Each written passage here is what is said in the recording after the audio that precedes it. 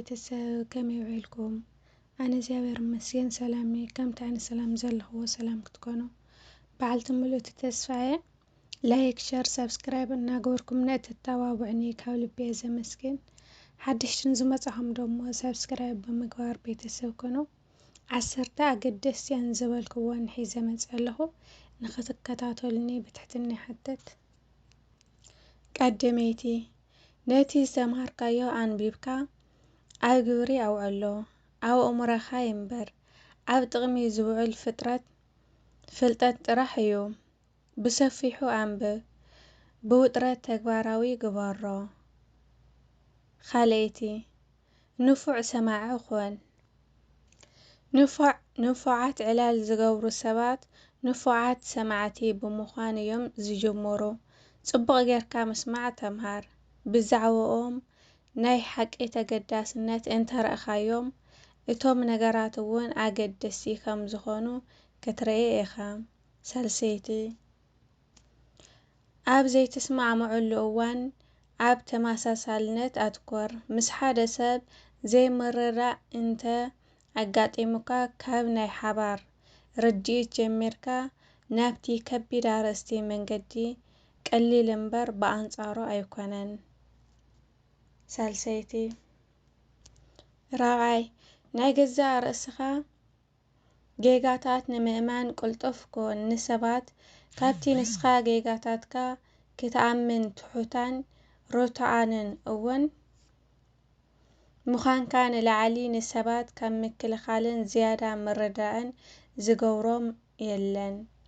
ሓምሸይቲ ስማት ዘከር። ሰባት ምስ ተረኸብካ ኣስማት ምዝካር ከቢድ እዩ።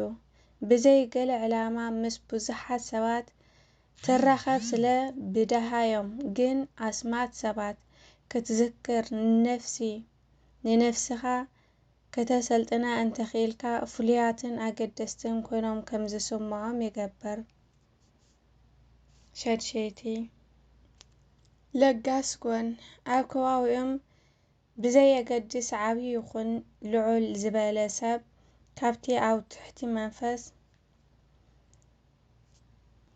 ነቐፌታ ዝገብርዎ ንላዕሊ ኣብ ትሕቲ መንፈስ ምጽደቓ ዝሐሸ ስራሕ ዘይሰርሕን ዝዓበየ ጻዕሪ ዘይገብርን ኣይትረክብን ኢኻ። ንሰባት በቲ ዝገብርዎ ውሕድ ነገር ኣመስግኖም፣ ዝያዳ ድማ ክገብሩ እዮም።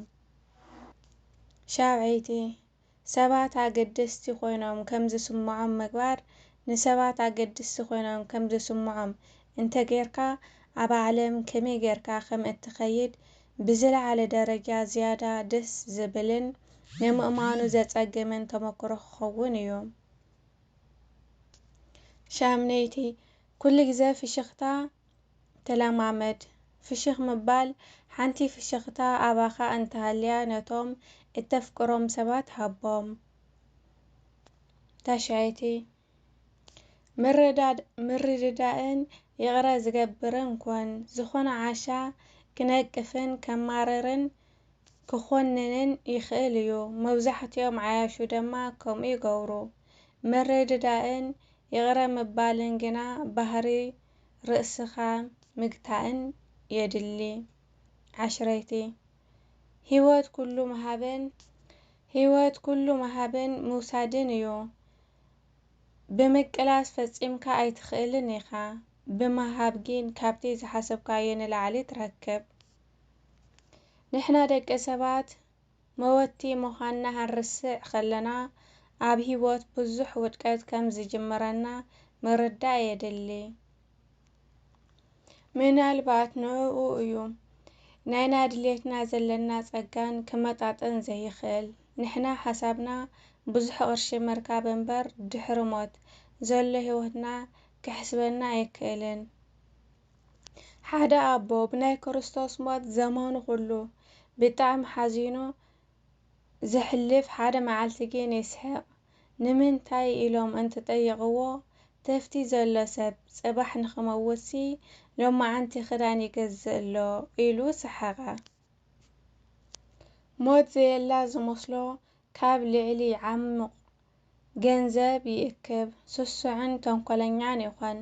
ምጽዋት ሓዲጉ ንነፍሱ ይጎድእ ነፍሱ ይርስዕ ብሓጢያት ይጨማለቕ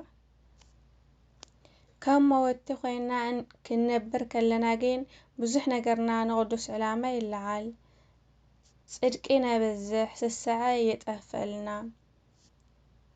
ነፍስና ንዝክራ ኣስራትን በኹራትን ቤተ ክርስቲያን ንህብ ሓቀኛ ሰላም ምሳና ይኾን በረከት ይበዝሐልና ሰማያዊ ገዛና ንሃንጽ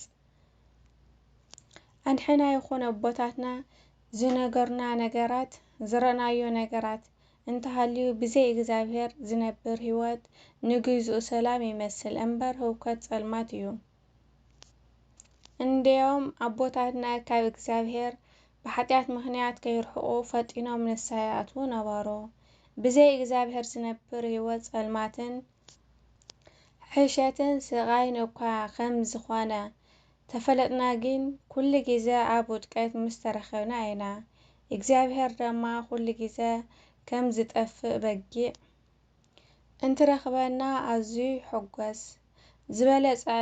ዝበለጸ ዕድል እውን ይህበና እሞ ደኣ እንታይ እዩ ጸገምና ንሱ ኃጢአትና እምበር ኃጢአተኛታት ንዓና የፍቅረና እዩ ግን ንሕና ብዘይ መረዳና ኣነ ኃጢአተኛ እየ ገዝኡ ክኸይድ ኣይክእልን ኢልና እግዚአብሔር ጨካን ዘይሓስበልና ኃጢአትና ደማ ከም ዝጠቕመና ንመስል ነዋግዕ ምስኡ ደማ ተስማዕሚዕና ንነበር ካብቲ ምሕረቱን የውሃቱን ፍቅሩን ዝተልዓለ ዘደንቕ ኣፍቀረና እግዚአብሔር ንሕና ግን ክንርሕቕ ንመኩር ስለዚ ነስተውዕል ነገራት ብደንቢ ጌርና ንመርምር ኣበይ ከም ዝርከብ ሰላምና ምስኡ ኮይንና ሰማያዊ ገዛና ብፍረ ምግባርን ንህነጻ ንሱ ሓቀኛ ኣፍቃሪና እግዚአብሔር እዩ ናብኡ ብንስሐ ንመለስ ወስብሐት ለእግዚአብሔር ወለወላዲቱ ድንግል ወለመስቀሉ ክቡር ይሁን በሰላም ጀሚሩ በሰላም ለፈጸመን እግዚአብሔር አምላክ ይዝኸበረን ተመስገነን ይሁን ንፉዕ ሰማዕኹን ትብል